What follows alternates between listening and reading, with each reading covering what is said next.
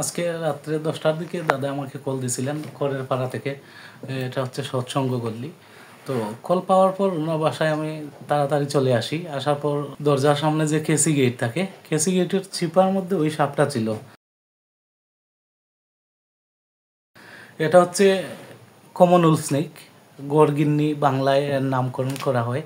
গড়গিন্নি এজন্যই বলা হয়, এটা মানুষের বসত বাড়ির আশেপাশেই থাকতে পছন্দ করে।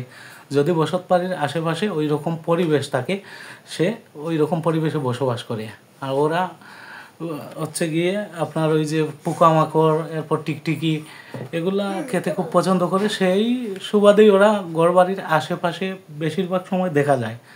আর এই এলাকাতে সবচাইতে বেশি আনাগোনা হয়তো আপনারা অনেকে দেখেন, অনেকে দেখেন না।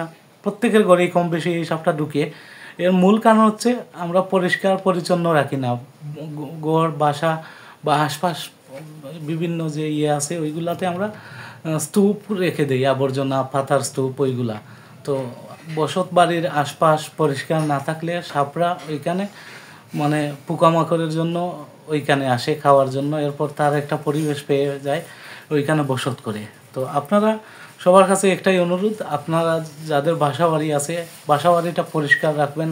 কোনো অপ্রয়োজনীয় জিনিসপত্রের স্তূপ রাখবেন না, গড়েও রাখবেন না, বারান্দায় রাখবেন না, বা বারান্দার আশেপাশে রাখবেন না। তখন দেখা যায় আপনার অপ্রয়োজনীয় যে জিনিসের স্তূপগুলা অনেক দিন ধরে পড়ে রয়েছে, এই সাপটা ওইখানে নির্বিধায় বসত করতেছে। তো সবার কাছে অনুরোধ, আপনারা ওই দিকটা একটু বিবেচনা করবেন, আপনাদের বাসার আশপাশ পরিষ্কার রাখবেন।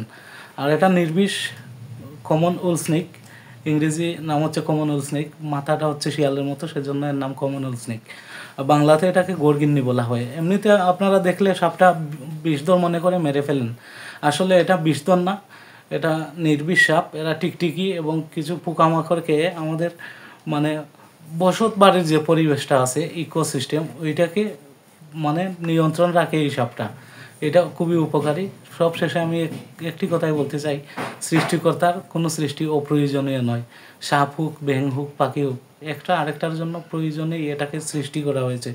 তাই আপনারা পরিবেশ, প্রতিবেশ সব কিছু রক্ষা করুন এবং সবাই একসাথে বসবাস করি।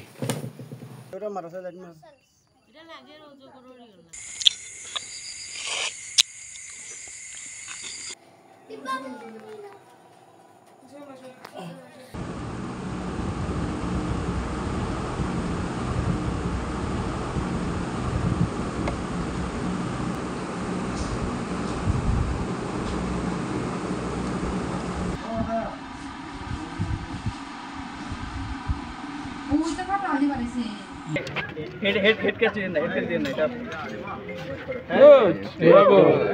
Oh my God. We need this. Unbelievable. Yeah.